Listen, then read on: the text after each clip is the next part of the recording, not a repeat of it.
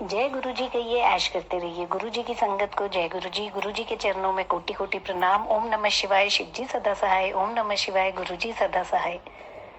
ये lines Deepa aunty बोलते हैं और मुझे बाय हार्ट याद हो गई हैं सारे सत्संग सुन के। और बड़ी क्यूरियोसिटी भी होती है, खुशी भी होती है कि दीपा आंटी आज क्या मैसेज लेके आए हैं। एंड मोस्टली मैसेजेस हमें ये भी लगते हैं कि हमारे लिए। मेरा ये सत्संग थोड़ा लेट हो गया शेयर करने में। ये गुरुजी के समाधि दिवस वाले दिन से रिलेटेड है।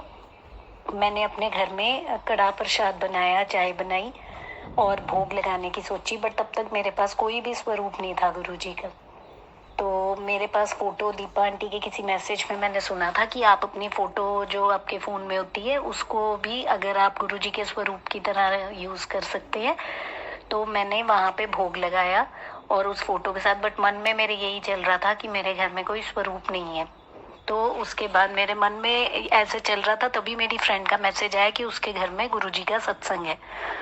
बट वो सत्संग था मेरी क्लिनिक टाइम पे। तो मैं, और एक दूसरा था कि मेरे मन में ये भी चल रहा था कि मैं जलंधर में हूँ और मैं चाहती थी कि मैं गुरुजी के मंदिर में भी जाऊँ। तो अब या तो मैं उस टाइम पे मंदिर जा सकती थी या मैं उस टाइम पे सत्संग पे आ सकती थी, क्योंकि जलंधर मंदिर के टाइमिंग्स जो हैं वो ही हैं और उस दिन रश भी होना था। एट लास्ट मैं मंदिर गई और मैंने सोचा चलो उनके घर आके मैं फिर से मत्था टेक के आऊंगी, और अभी तो मैं मंदिर जाती हूँ। मैं वहाँ लाइन में लगी हुई थी, बहुत रश था।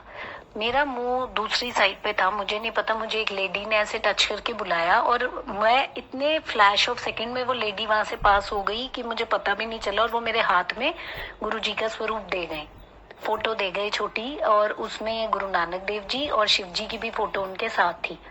मेरा मन इतना खुश कि मेरे मन में चल रहा था और मेरे हाथ में स्वरूप आ गया। जय गुरु जी। उसके बाद मैं जब अंदर गई माथा टेकने, तो मुझे वहाँ रोजेस की बहुत ज्यादा खुशबू आ रही थी। तो मैंने अपने हस्बैंड से, अपनी डॉटर से बाद में बाहर आके पूछा, तो वो कहते उन्हें नहीं आ रही थी। तो फिर उसके बाद मैंने अपनी फ्रेंड्स को भी पूछा कि आप मंदिर गए थे, आपको अंदर से, मुझे लगा शायद उन्होंने कोई स्प्रे किए, क्योंकि उससे पहले तक मुझे कोई खुशबू ऐसी कभी आई नहीं थी। बट लेकिन वो खुशबू फिर उन्होंने भी नहीं कहा कि नहीं आई, तो मुझे लगा कि शायद मुझे ही आज वो खुशबू आई है। जब मैं क्लिनिक से रात को वापस आई तो मेरी फ्रेंड का मुझे खुद ही सामने से फोन आया कि तू मेरे घर आ नहीं पाई, लेकिन पता नहीं क्यों मेरा बड़ा दिल है कि तू मेरे घर आ और माथा टेक और तू आ जा। तो मैं गई, उनके फ्लैट में गई। तो उसके बाद जब मैंने वहाँ हाथ जोड़े, मुझे वहाँ पे भी रोजेस की बहुत खुशबू आ रही थी। तो मैंने उन्हें कहा आपके घर में बड़ी अच्छी खुशबू आ रही है। तो वो कहते मुझे तो नहीं आ रही, आपको आ रही होगी मे बी। तो मुझे फिर से वही खुशबू आ रही थी।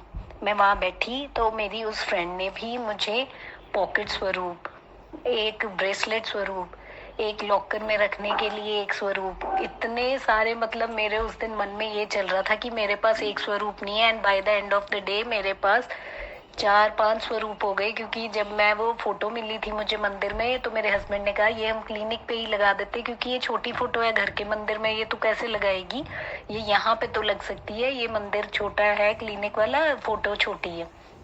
वो मैंने वहां तो लगा दी, पर मेरे मन में ये चल रहा था कि घर पे तो फिर नहीं मुझे कुछ मिला। और ये मैंने ठाना हुआ था कि मैं किसी से कभी स्वरूप मांगूंगी नहीं, जब गुरुजी को लगेगा वो मुझे ब्लेस कर रहे हैं तो वो खुद दे देंगे।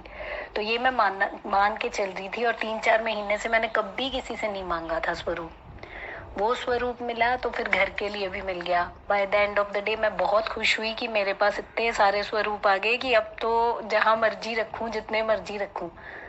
फिर नेक्स्ट डे मेरी क्लिनिक पे मेरी एक पेशेंट मेरे को गुरु जी की बहुत बड़ी फोटो भी दे गई, जो अब मैंने अपने कैबिन में लगाई हुई है। जय गुरु जी, मैंने तो एक स्वरूप मांगा था, मुझे इतने स्वरूप मिले कि गुरु जी ने कहा ये ले, अब जितने मर्जी स्वरूप ले और जो मर्जी कर। मैंने अब भी गुरु जी से कोई अरदास की हुई है, मेरी वो पूरी होती है तो मैं बहुत जल्दी अपना वो सत्संग भी शेयर कर सकूं, भगवान करे।